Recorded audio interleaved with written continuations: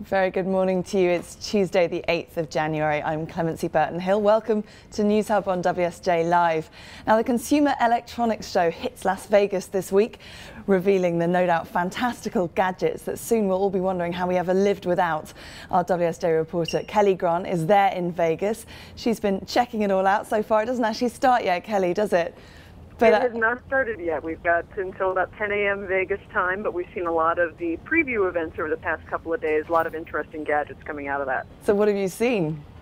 Well, I mean, the way that you would think, looking around all this, lots of health, lots of fitness gadgets, but it seems like the gadget to have, at least they're trying to convince us, is this thing called a pulse oximeter. It measures your blood oxygenation level. I think I've seen about 10 of them, Wow. And I'm still not convinced that anyone really needs one, but they certainly seem to think we all are going to want one. What is behind the blood oxygen? I mean, what are the big concerns there? Is that about...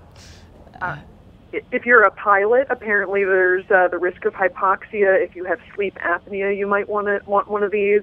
They're, pretty specific needs. And, in the end, when I'm talking to a lot of these vendors, they're saying, like, well, if you're an elite athlete, you're going above certain altitudes. So I guess, they expect all of us are going to be climbing Mount Everest this year. It seems to have a slightly less wide appeal than, say, the iPod. Any other great consumer gadgets, electronic gadgets that you've seen so far?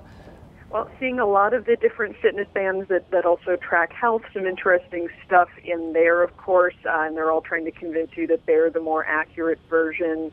We saw something that I talked a little bit about yesterday called the Happy Fork, that is a vibrating fork that tries to help you eat more slowly. So just, some really unusual stuff there. Everyone's trying to get something interesting. Tell us about this Scanadu development.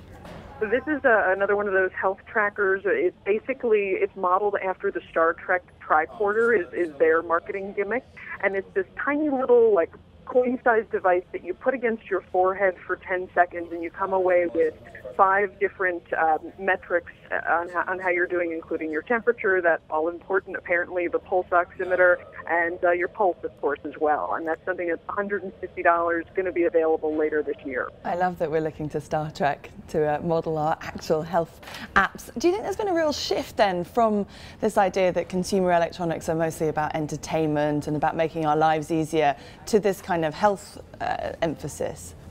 I think really the health emphasis has been something that's very interesting, because people are very interested in all of this sort of data, and we've seen that people like to track all of it, and this is an easy way to have that done, and then have it done in such a way that you're not really writing anything down, but that you have this great record to then go and talk to your doctor about whatever you feel might be a concern. Another huge trend, of course, that we're seeing is in terms of in the web TV space and how people are streaming all the time. Tell us about MGO. Well, they're aiming to be a Netflix competitor. They've said that pretty much right out of the box. They are web only right now, but they are working on partnerships. They have a number of partnerships with some of the different new smart TVs that are coming out, and they've got partnerships with a lot of the big studios, and they say that the real thing that differentiates them, they have about 6,000 titles right now, but if you go there and they don't have something, they will tell you where you can find that streaming online. So they say that's what's going to make them be the first stop shop for many consumers, because they assume that if they've got it, great. If they don't, then at least you don't have to check 4 or 5 other different services or sites to figure it out. Do we know what kind of price point they'll be offering that service? They're varying that a lot. It seems to be, sort of per show or movie right now that you're renting that, similar model to Amazon rather than Netflix with that flat monthly fee. And they say they're going to have a lot of coupon codes to knock down the price.